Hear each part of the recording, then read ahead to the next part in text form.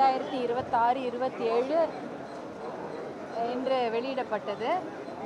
முதற்கான அந்த 2 மணி நேரமாக அந்த நிதிநிலை அறிக்கை வெளியிடப்பட்டது. அதில் பார்த்தீங்கன்னா சேவை உரிமை பெறும் அந்த சட்டம் இது வந்து நிறைவேற்றப்பட்டிருக்கிறது. அது ரொம்ப ரொம்ப வரவேற்கப்பட வேண்டிய விஷயம். பாட்டாளி மக்கள் கட்சியின் நிலைப்பாடு கிட்டத்தட்ட 10 ஆண்டுகளாக இதை பற்றி நாங்கள் பேசிக்கொண்டு வருகிறோம். 2016 சேவை உரிமை பெறும் சட்டத்தை கண்டிப்பாக தமிழ்நாட்டில் கொண்டு வர வேண்டும் என்ற ஒரு நிலைப்பாட்டை நம்ம தொடர்ந்து வலியுறுத்தி கொண்டிருக்கிறோம். இந்தியாவில் பார்த்தீங்கன்னா 21 ஸ்டேட்ஸில் இருக்குது, 21 மாநிலத்தில் சேவை உரிமை பெறும் சட்டம் அமலுக்கு இருக்கிறது. 15 நாட்களுக்குள் பொதுமக்கள் விண்ணப்பித்து அவர்கள் பெற வேண்டிய அத்தனை திட்டங்களையும் அரசாங்க அலுவலகங்கள் அவர்களுக்கு வழங்க வேண்டும். அந்த திட்டத்தை தமிழ்நாட்டில் கொண்டு வந்திருப்பது எங்களுக்கு மிகுந்த மகிழ்ச்சியை கொடுக்கிறது. பாட்டாளி மக்கள் கட்சி அதை வரவேற்கிறது. அதே போல் சில திட்டங்களான தாய்மாமன் சீர், அண்ணன் சீர் போன்ற திட்டங்களையும் வரவேற்கின்றோம். முதியோருக்காக ஒரு சிறப்பு திட்டங்களை இன்னைக்கு வந்து அனௌன்ஸ் பண்ணியிருக்கிறாங்க. பல மாவட்டங்களில் முதியோருக்கான ஒரு மையங்கள் ஏற்படுத்தப்பட்டு அவர்களுக்கு ஒரு நல்ல வாழ்க்கை கொடுக்கப்படும்னு சொல்லியிருக்கிறாங்க. அதை நாங்கள் வரவேற்கிறோம். ஆனால் நாங்கள் பெரிதும் எதிர்பார்த்தது விவசாயத்திற்கு கொடுக்கப்படும் முக்கியத்துவத்தை பற்றி தான் எதிர்பார்த்தோம். ஆனால் ஒரே ஒரு திட்டங்கள் கூட அதில் பெருசாக சொல்லப்படல. குறிப்பாக கூட்டுறவு கடன் தள்ளுபடி என்ற அந்த திட்டத்தை நாங்கள் முழுமையாக தள்ளுபடி செய்ய வேண்டும் என்ற ஒரு ஒரு அறிவிப்பை எதிர்பார்த்து கொண்டிருந்தோம் இந்த நிதிநிலை அறிக்கையில். ஆனால் அது வரவே இல்லை. அதாவது அதை எதிர்பார்த்து விவசாயிகள் காத்து கொண்டிருக்கிறார்கள். ஆனால் இது மிகப்பெரிய ஏமாற்றம் தமிழகத்திற்கு. ஏன்னா வேளாண்மைக்கு தான் முக்கியத்துவம் கொடுக்கணும். ஒரு பட்ஜெட் அப்படின்னா அது 6% வந்து ஒரு குறைஞ்சது ஒரு 3% ஜிடிபியாவது வந்து வேளாண்மைக்கும் முக்கியமான துறைகளான கல்வித்துறை, வேளாண்மை துறை, ஹெல்த், அந்த சுகாதாரத்துறைக்கு கொடுக்கணும். ஒரு 3% கொடுத்துருக்கணும் குறைஞ்சது. ஆனால் இங்கே 1% கூட இல்லை. 1%க்கும் கம்மியாக, இல்லை 1% கொஞ்சம் கூடுதலாக தான் இந்த மாதிரி முக்கியமான துறைகளுக்கு நிதி ஒதுக்கீடு செய்யப்பட்டிருக்கிறது. குறிப்பாக வேளாண்மை துறைக்கு மிக மிக சொற்பம். அதாவது கடந்த நிதிநிலை அறிக்கையில் வழங்கப்பட்டதை விட ஒரு ஒரு ஒரு ஒரு 300 கோடி, 400 கோடி, 250 கோடி வந்து குறைவாக நிதி ஒதுக்கப்பட்டிருக்கிறது. அப்போ என்ன அர்த்தம் பாருங்கள். இப்போ யோசிச்சு பாருங்கள். வேளாண்மை துறைக்கு தான் அதிகமாக கொடுத்துருக்கணும். தண்ணீர் திட்டங்கள், நீர்ப்பாசன திட்டங்களுக்கு முக்கியத்துவம் கொடுத்துருக்கணும். கிட்டத்தட்ட பார்த்தீங்கன்னா காவிரி குண்டாறு இணைப்பு திட்டத்துக்கு 150 கோடி ஒதுக்கியிருக்கிறாங்க. ஆனால் அந்த திட்டத்துக்கு தேவையான அமௌண்ட் பார்த்தீங்கன்னா 2500 கோடியாவது தேவைன்னு சொல்லியிருக்காங்க. ஆனால் அதற்கு ஒதுக்கி இருக்கக்கூடிய அளவு 150 கோடி தான். Pennaiyar, Palar, DPR detail project ரிப்போர்ட்டுக்கு ஒரு 50 கோடியும், காவிரி கொள்ளிடம் அந்த டீட்டெயில் ப்ராஜெக்ட் ரிப்போர்ட்டுக்கு 10 கோடி ஒதுக்கியிருக்காங்க. அது பரவாயில்ல. அது டிபிஆருக்கு ஒதுக்கப்பட்டது. ப்ராஜெக்ட் ரிப்போர்ட்டை கேட்டிருக்கிறாங்க. அதற்கப்புறம் அடுத்த ஆண்டு ஒதுக்கப்பட்டால் ரொம்ப நல்லாயிருக்கும். ஆனால் நாங்கள் மிகவும் எதிர்பார்த்த தருமபுரி காவிரி உபரிநீர் திட்டத்தை பற்றிய அறிவிப்பு எதுவுமே வரலை. அது மிகப்பெரிய ஏமாற்றத்தை கொடுக்கிறது. அதே போல் அரியலூர் சோழன் பாசன திட்டம், அதை பற்றி அறிவிப்பு வரவில்லை. காவிரி சரபங்கா திருமணிமுத்தாறு இணைப்பு திட்டம், அப்படிப்பட்ட அந்த திட்டத்திற்கான பட்ஜெட் ஒதுக்கீடு பற்றிய அறிவிப்பு வராதது மிகப்பெரிய ஏமாற்றத்தை கொடுக்கிறது. அதுவும் வேளாண்மை துறைக்கு இந்த திட்டங்கள் டிபிஆருக்கு தான் அனுமதி கொடுத்துருக்குறாங்களே தவிர திட்டத்துக்கு அனுமதி கொடுக்கல. அப்படியே அந்த திட்டத்துக்கு கொடுத்துருந்தால ரொம்ப ரொம்ப கம்மியாக கொடுத்துருக்குறாங்க. இது வந்து கடந்த ஆட்சியில் கொடுக்கப்பட்ட வேளாண்மை துறைக்கு ஒதுக்கப்பட்ட நிதியை விட இது ஒரு 250 கோடி குறைவாக இருக்கிறது. அதே போல் பள்ளி கல்வித்துறை, அதுலேயும் பார்த்தீங்கன்னா கிட்டத்தட்ட 4000 கோடி குறைவாக இருக்குது.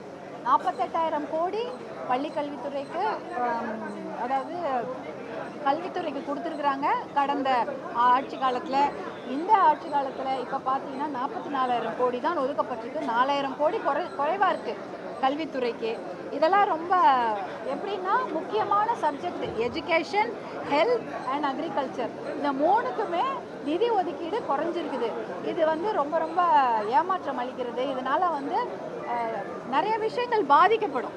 எல்லாருக்கும் நல்லா தெரியும், தண்ணி இல்லைன்னா சாப்பாடு இல்லை.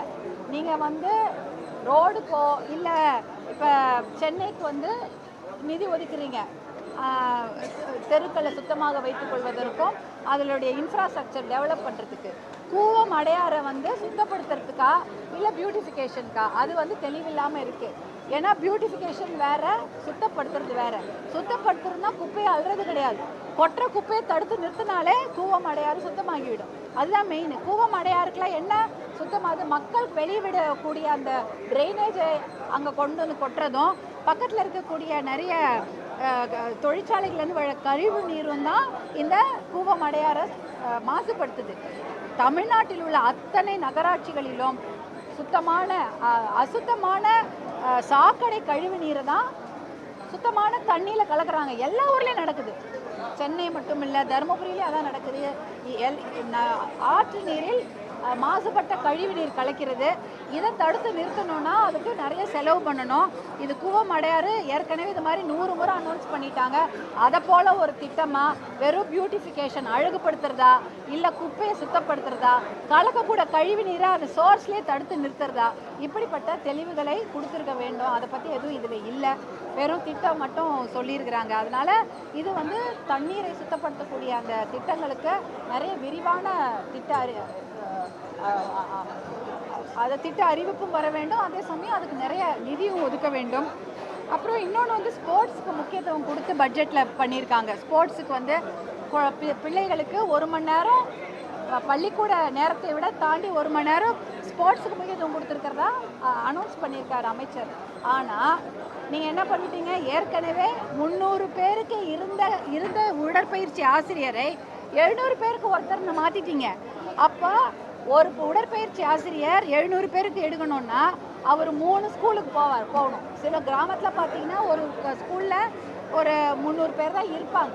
அப்போ அந்த உடற்பயிற்சி ஆசிரியர் 3 ஸ்கூலுக்கு போவாரா, 3 இடத்துல இருப்பாரா? எனக்கு அது தெளிவில்லாமல் இருக்குது. அப்போ ஸ்போர்ட்ஸுக்கு முக்கியத்துவம் கொடுத்தீங்கன்னா நீங்கள் அதுக்கு இன்ஃப்ராஸ்ட்ரக்சருக்கு முக்கியத்துவம் கொடுக்கணும். இடம் மட்டும் கட்டிட்டா போகாது, அதுக்கு நீங்கள் மேன் பவர் கொடுக்கணும். இப்போ எல்லாமே பார்த்தீங்கன்னா பாத்ரூம் பற்றி சொல்லியிருக்கிறீங்க.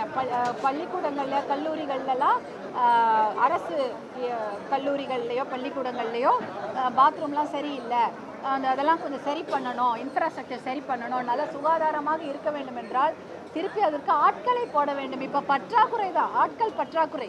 எல்லாமே ஒப்பந்தம், கான்ட்ராக்டு, டெம்பரரி பேசிஸு, மறுபடி இதான் நடந்துட்டுருக்குது. அப்போ யாருக்குமே வேலை வாய்ப்பு, அரசு வேலை வாய்ப்பு, அந்த கிரேட் 4லாம் சொல்லுவாங்க இல்லையா, அதெல்லாம் இல்லவே இல்லையா? அரசு வேலை வாய்ப்பு பற்றி இதில் எந்த அறிவிப்பும் இல்லை. கிட்டத்தட்ட 6 லட்சம் பணியிடங்கள் இருக்குது, காலியாக இருக்குது. அதை நிரப்புவதற்கு, சம்பளம் கொடுப்பதற்கு அதை பற்றி எந்த அறிவிப்புமே இந்த பட்ஜெட்டில் இல்லை. இதெல்லாம் கொஞ்சம் ஏமாற்றம் தான். இதெல்லாம் நம்ம கவனிச்சிருக்கணும். நீங்கள் பாத்ரூமை க்ளீன் பண்ணணுன்னா ஆள் போடணும் இல்லை, திருப்பி டெம்பரரிக்கான அந்த ஒப்பந்ததாரர் என்ன பண்ணுறாங்க, 2000 ரூபாய்க்கு பாத்ரூம் க்ளீன் பண்ணுறாங்க. நீங்கள் போய் பல பள்ளிக்கூடங்களில் போய் பாருங்கள், மாதம் 2000 ரூபாய் சம்பளத்திற்கு அனைத்து கழிவறைகளையும் சுத்தம் செய்யக்கூடிய பணியாளர்களை நாங்களே பார்த்துருக்குறோம். 2000 ரூபாய்க்கு அவங்க க்ளீன் பண்ணால் எப்படி க்ளீன் பண்ணுவாங்க? அவங்க க்ளீனாக பண்ண மாட்டாங்க, சுத்தமாக தான் இருக்காது. அப்போ இதற்கு அரசாங்கம் ஆட்களை போடுகிறதா, தொகுப்பூதியத்தில் எடுக்கிறாங்களா, டெம்பரரியாக எடுக்கிறாங்களா, எப்படின்னு அதை விளக்க வேண்டும். இதுதான் இதில் எங்களுக்கு ரொம்ப ஏமாற்றம் அளித்தது விவசாய பட்ஜெட்டும். அதே சமயம் மது படிப்படியாக குறைக்கப்படும், இல்லை போதை ஒழிப்பு பற்றி ரொம்ப நேரம் அதை பற்றி விவாதிச்சிருந்தாங்க, அதை பற்றிய பேசி கொண்டிருந்தார்கள். ஆனால் மது ஒழிப்புக்கு இனிஷியலாக எடுத்தாங்க அந்த ஸ்டெப்பு, 717 கடைகளை மூடினாங்க. ஆனால் இன்றைக்கி அதை பற்றி எந்த ஒரு அறிவிப்புமே பட்ஜெட்டில் இல்லை. மது ஒழிப்பு செய்தால்தான் தமிழ்நாட்டில் மக்களுக்கு ஏதாவது நன்மை நடக்கும், பெண்கள் பாதுகாப்பு உறுதி செய்யப்படும். நான் அதை பற்றி தான் பேசினேன். மதுக்கடைகளை நீங்கள் மூடலைன்னா பெண்கள் வெளியே வர முடியாது, பயந்து தலையை குடிஞ்சு கூட தான் வெளியில் வருவாங்க. வேலைக்கு போக முடியாது, பள்ளிக்கூடத்துக்கு போக முடியாது, எந்த ஒரு விஷயத்துக்கும் செல்ல முடியாது என்பதை பற்றி தான் சொல்லியிருந்தேன். அந்த மது ஒழிப்பு பற்றியும், மதுக்கடைகளை மூடுவது பற்றியும், மதுக்கடைகளை மூடினால் ஆல்டர்னேட் வருமானத்தை பற்றி இந்த பட்ஜெட்டில் எந்த ஒரு குறிப்பும் தெளிவும் இல்லை. அதனால் இது எங்களுக்கு மிகுந்த ஏமாற்றத்தை எதுக்குன்னா, விவசாயத்துக்கு அதிகமாக கொடுக்காததும், விவசாயத்துக்கு அதிக நிதி ஒதுக்கீடு செய்யாதது, குறிப்பாக கூட்டுறவு கடன்களை தள்ளுபடி செய்யாதது மிகப்பெரிய ஏமாற்றத்தை கொடுக்கிறது. நீர்ப்பாசன திட்டங்களுக்கு முக்கியத்துவம் கொடுக்காதது மிகப்பெரிய ஏமாற்றத்தை கொடுக்கிறது. விவசாயத்தை சுத்தமாகவே ஒரு முக்கியத்துவம் இல்லாமல் அதை விட்டுட்டாங்களோ அப்படின்ற ஒரு மன வருத்தத்தை இந்த பட்ஜெட் எங்களுக்கு கொடுக்குது.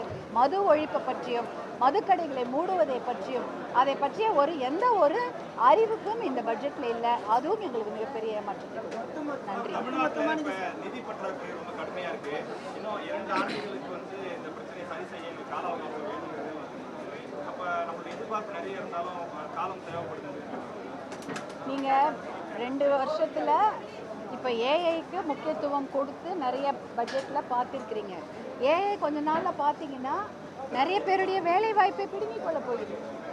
கண்டிப்பாக அது நடக்கும். ஏன்னா ஆர்டிஃபிஷியல் அது இன்டெலிஜென்ஸ்ன்றது நிறைய வேலை வாய்ப்புகளை அதுவே எடுத்துக்கொள்ள போகுது. ஆனால் வேளாண்மைக்கு அப்படி கிடையாது. ஆர்டிஃபிஷியல் இன்டெலிஜென்ஸ் வேளாண்மையோ சாப்பாடு யாருக்கும் போட போகிறது. வயலில் இறங்கி அந்த விவசாயிகள் வேலை செய்தால்தான் நம்ம ஊருக்கு சாப்பாடு போட முடியும். அதை ஏஐ பிடுங்கிக் கொள்ள முடியாது. அப்படி இருக்கும்போது ஏஐக்கு முக்கியத்துவம் கொடுத்திருக்கிறீர்கள், கூடுதல் முக்கியத்துவத்தை வேளாண்மைக்கு கொடுத்திருக்க வேண்டும் என்பதுதான் எங்களுடைய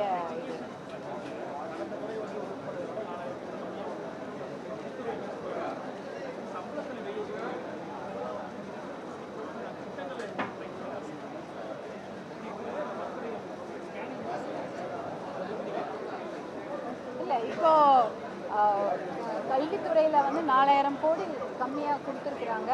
ஆனாலும் ஓராசிரியர் பள்ளிகள் எத்தனை இருக்கிறது தெரியுமா? ஆயிரக்கணக்கான பள்ளிகள் ஓராசிரியர் பள்ளிகள் தான். 1வதுலேருந்து அது தொடக்க கல்வி, 1வதுலேருந்து 5வது வரைக்குமே ஒரு 25-30 குழந்தைங்க படிக்கிறாங்கன்னா ஒரு ஆசிரியர் வைத்துக்கொண்டு என்ன பண்ணுவாங்க? அது ரொம்ப கஷ்டம். அந்த ஒரு ஆசிரியரே தலைமை ஆசிரியராகவும் இருப்பார், அவரே தான் அங்கன்வாடியில் போய் சமைக்கவும் செய்வார். இதே தான் வேலை. அவங்க திடீர்னு மீட்டிங் கூப்பிடுவீங்க, மீட்டிங் கூப்பிட்டா போகணும். அதே சமயம் ஆசிரியர்கள் வைத்து தான் பல வேலைகளை அந்த பகுதியில் செய்ய போகிறீங்க. அப்போது ஓராசிரியர் பள்ளிகள் ஆயிரக்கணக்கான பள்ளிகள் இருக்கிறது. அப்படி இருக்கும்பொழுது அதில் கூடுதலாக ஆசிரியர்களை நியமித்து அவங்க பசங்களுக்கும் பள்ளிக்கூடத்திற்கு தொடக்க கல்விக்கு முக்கியத்துவம் கொடுத்திருக்க வேண்டும்.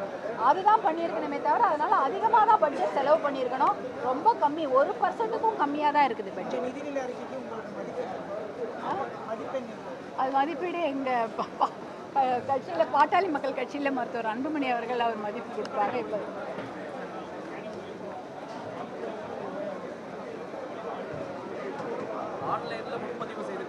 நாங்கள் எங்களுடைய கொள்கையை படிப்படியாக முற்றிலுமாக மதுவிலக்கு வேண்டும் என்பதுதான். ஆனால் படிப்படியாகவாவது மதுக்கடைகளை மூடி பெண்களுக்கு ஒரு மன நிம்மதியை, கிராமத்து பெண்களுக்கு போய் பாருங்கள், மன நிம்மதி என்பதே கிடையாது. இந்த மதுக்கடைகளால் அவங்க படும் அவஸ்தை சொல்லி மாளாது, பாவமாக. அதனால் அந்த மதுக்கடைகளை மூடுவதோ சந்துக்கடைகளை மூடுவது என்பது அது மிகப்பெரிய வரப்பிரசாதமாக அமையும்.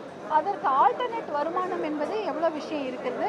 அந்த ஆல்டர்னேட் வருமானம் அது கொண்டு வரத்துக்கான திட்டங்களை பாட்டாளி மக்கள் கட்சியின் வரைவு நிதிநிலை அறிக்கை ஒரு 10 நாட்களுக்கு முன்னால் மருத்துவர் அன்புமணி அவர்கள் சென்னையில் வெளியிட்டாங்க. அதில் நாங்கள் தெளிவாக குறிப்பிட்டிருக்கோம். ரொம்ப ஹோப்ஃபுல்லாக தான் எதிர்பார்க்குறோம். இல்லை நல திட்டங்களை கொடுப்பாங்கன்னு. ஆனால் இதில் காவிரி தருமபுரி உபரிநீர் திட்டம் வரல, சரபங்க மணிமுத்தாறு திட்டத்தை பற்றி நிதி ஒதுக்கீடு செய்யலை.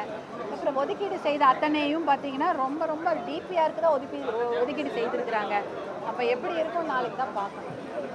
ஆமாம், நாளைக்காவது கடன் தள்ளுபடி. அதாவது எப்பயுமே நாங்கள் ஒரு விஷயம் சொல்லியிருக்கிறோம்.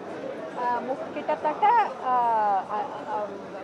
பட்ஜெட்டில் அக்ரிகல்ச்சர் பட்ஜெட்டில் இந்த விவசாய இடுபொருட்களுக்காக மானியங்கள் வழங்குவது, உரம், சீடுனா அந்த விதைக்கு, அதே சமயம் உரத்துக்கு மானியம் கொடுக்கறது, விவசாய பொருட்கள் இருக்கு இல்லையா, மம்முட்டியோ கலப்பையோ டிராக்டரோ எல்லாத்துக்கும் மானியம் கொடுக்கறது.